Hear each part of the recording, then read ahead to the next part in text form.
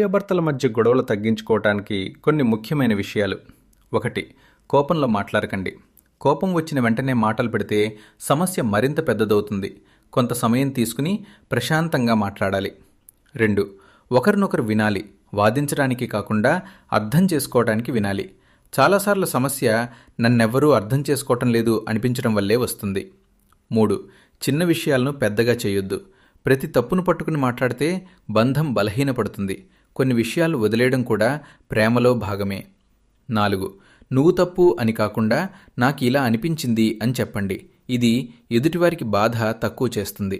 5. రోజూ కొంత సమయం కలిసి గడపండి. ఫోన్, టీవీ పక్కన పెట్టి 15-20 నిమిషాలైనా మాట్లాడితే దగ్గరతనం పెరుగుతుంది. 6. గౌరవం తగ్గకూడదు. గొడవ వచ్చినా అవమానించే మాటలు, పాత విషయాలు బయటికి తీయడం చేయకండి. 7. క్షమించడం నేర్చుకోండి. ప్రతి మనిషి తప్పులు చేస్తాడు.